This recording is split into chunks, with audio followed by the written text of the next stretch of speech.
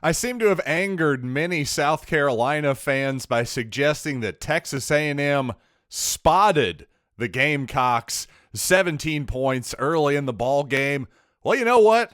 Let's keep that cockfight going. Coming up right now on Locked On Mizzou. You are Locked On Mizzou, your daily podcast on the Missouri Tigers. Part of the Locked On Podcast Network. Your team every day.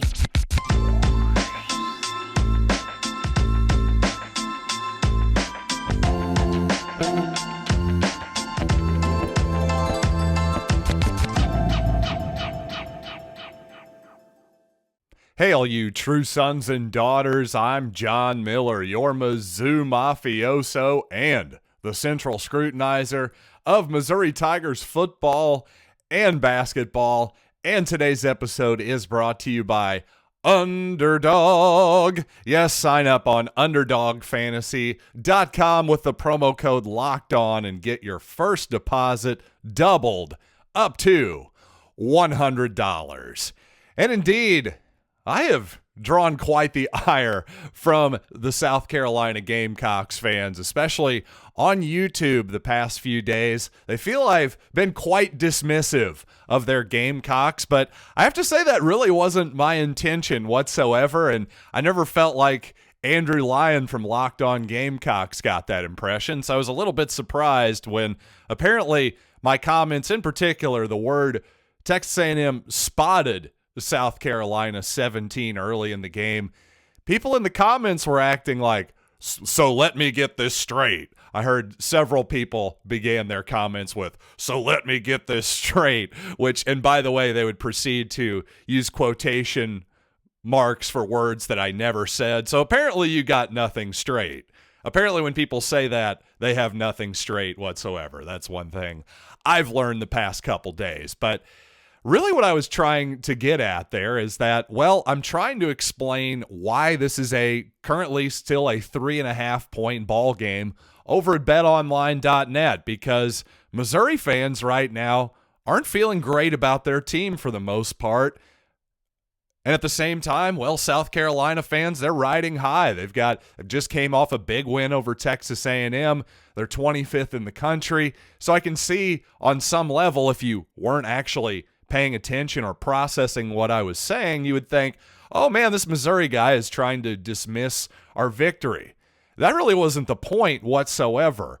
And in pointing out that, hey, they ran back the opening kickoff for a touchdown, yeah, you get credit for that play. That's an amazing play. Just like I said 12 years ago when John McGaffey did it for Missouri against Oklahoma, well, that was maybe the difference in that ball game, just like it may have been the difference in the ball game for the Gamecocks last week. So all the credit in the world to your return team, the blockers, the return man, the coaching staff, the whole deal. The point is, can you count on that each and every week? And in particular this week against Missouri. Well, Missouri's kickoff coverage has been so bad at times that maybe you can count on another big-time return. Heck, Missouri's punt coverage and punting in general has left a lot to be desired this season. But here's the thing, and here's the mistake that a lot of people made, and I saw this comment by another South Carolina fan where I came back at somebody and said, hey now, let's not pretend like special teams is as important as offense and defense. And this person said, well, it's literally 1/3 of the game, and I'm going, literally no, it's actually not 1/3 of the game.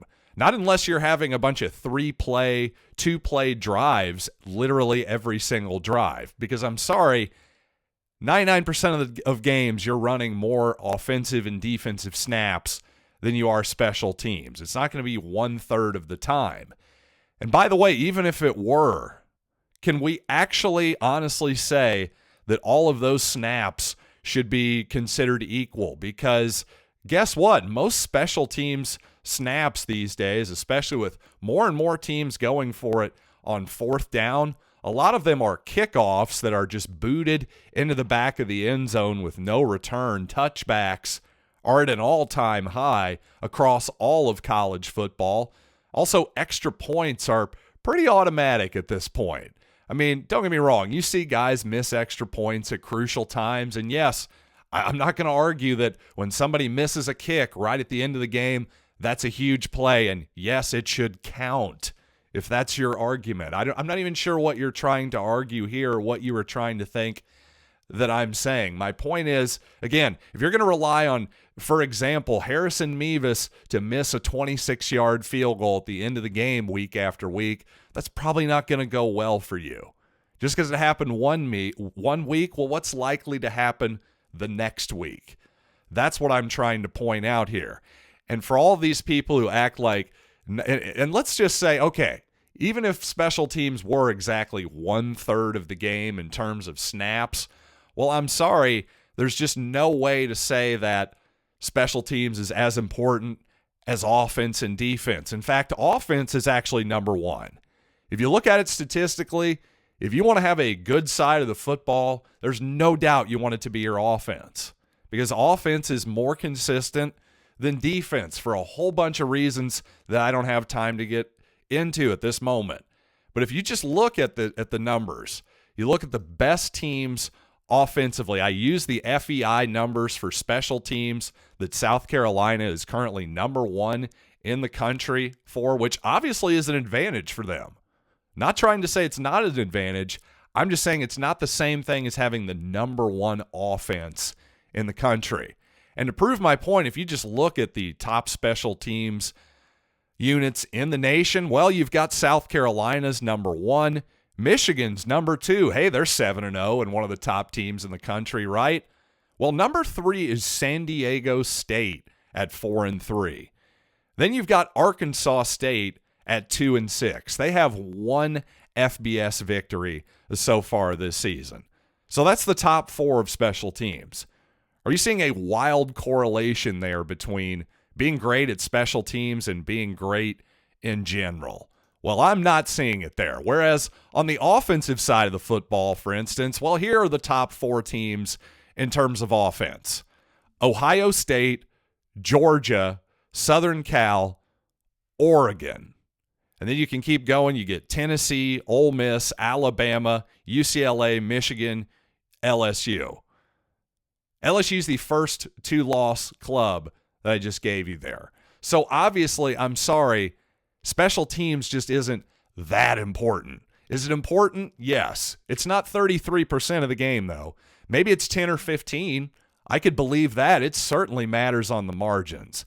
But if you're going to sit here and tell me that, oh, well, my team made a heads-up play because they dove on top of the fumble that the early snap off the A&M quarterback. Well, we did a good job of getting on the ball. Yes, you did.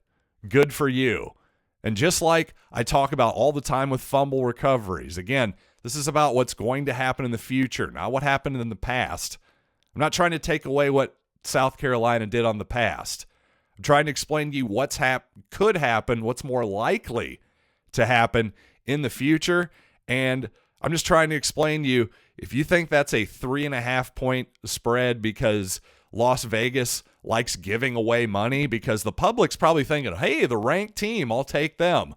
I'm just saying, everybody pump the brakes there, because if it were that easy to make money, well, there wouldn't be nearly as many casinos that have been standing for decades and decades.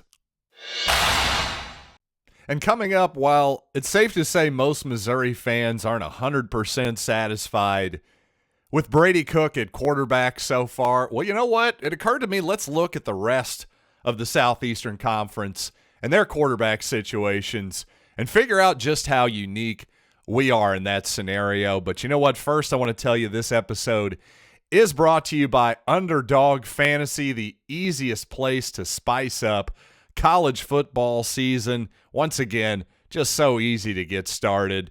And I tell you, I think this week I got to go with our buddy Anthony Richardson. But against him, sorry, you guys know I like to take unders. Well, I'm going with an underdog under pick by going with Anthony Richardson lower than 162.5 passing yards this weekend.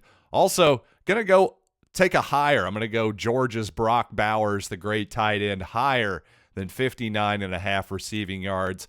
I just feel like he's due for a big game through the air. I'm just playing kind of a gut feeling there. I got to be honest with you. But you know what? Once again, Underdog is easy to play and available in over 30 states, one of the easiest fantasy games to play out there, and you can win cold hard cash in a single game. So sign up with the promo code Locked On, and Underdog will double your first deposit up to $100. Deposit $100, get $100 free. So go to UnderdogFantasy.com or find the Underdog Fantasy app in your app store. That's Underdog Fantasy. Promo code Locked On. That's one word, Locked On. Get in on the college football pick'em action today. For this exercise, I'm not going to include the Sam Horns of the world. That is promising youngsters who may have seen the field a little bit, perhaps not at all, but we're just going to focus on the actual starters for this season, not worrying about the future so much, the future at the quarterback situation. Well, let's just start at the top of the SEC East. Obviously, the Vols feeling pretty good with Hendon Hooker at this point, so there's a one in the plus column. Georgia, obviously, bringing back their guy, Stetson Bennett. They're loving him. No problem there. We're 2 for 2. Now, South Carolina, listen, we heard the Boo Birds or the Boo Cocks, if you will, if you listened to my previous podcast or watched that South Carolina Texas A&M ball game where third quarter, South Carolina winning, fourth quarter maybe even a few Boo Birds raining down, and that's kind of all you really need to know about the situation with Spencer Rattler. 8 interceptions so far. Clearly, he's not the long-term answer, and I'm not sure he's exactly what they expected this year either. Now, Kentucky, Will Levis has been injured for a game, but obviously they like what they have with him. So 3 out of 4 in the positive column so far, but that's where it ends in terms of positivity in the SEC East, because I don't see how anybody who's paid attention to Anthony Richardson's season at Florida could say that the Gators have found their answer at quarterback. Same thing with Brady Cook in Missouri. And at Vanderbilt, well, you know, I put over A.J. Swan quite a bit, but he was pulled late in that game against Missouri the other week for Mike Wright. So hard to say it's 100% there either. So 3 out of the 7 teams, I would say, in the East are feeling good about their quarterback situation. Well, what about the mighty West? They must be better, right? Well, Bryce Young, hey, the Heisman Trophy guy, yeah, we like him. Also, LSU, Jaden Daniels, guy Missouri kicked the tires on. I think he's had a really, really good season for LSU. And even though he's played 4 years, well, the COVID year didn't count, so he can come back next season. We'll see if he does or not. Now, as far as the rest of this division goes, I think it's debatable on a lot of these situations. Ole Miss with Jackson Dart, certainly just about anybody can have their moments in Lane Kiffin's offense, but Dart's thrown some really bad interceptions, and that last game, obviously against LSU, was a bit of a wake-up call for the Rebels. Now, as for Will Rogers in Mississippi State, I think he's about what you'd expect a Mike Leach quarterback in year 3 to be. I'll just put it that way. Nothing to write home about, but certainly a solid college player, no doubt about that. Just seems like that's more of a quarterback Mike Leach factory situation than anything to me. Now, as for Arkansas, who's now sitting 1-3 in the SEC, it seems like maybe there's been some regression there with KJ Jefferson, him coming back to earth a little bit. I don't know that you can be completely sold on that situation. Hey, maybe you're an Arkansas fan, you disagree with that. That's fine. I'm just kind of going for surefire thumbs ups here, and I can't go for Arkansas there.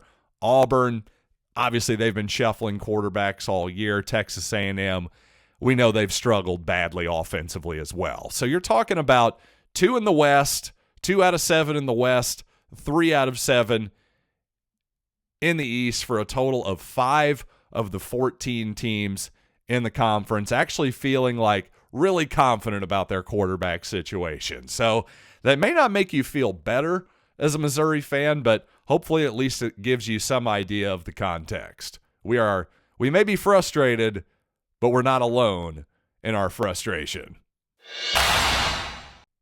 And coming up, a new week, a new uniform reveal, more Tiger script helmets, this time of the white variety. And, well, believe it or not, this time I kind of like these. So let's talk about that in another edition of Project Run Play after these quick messages.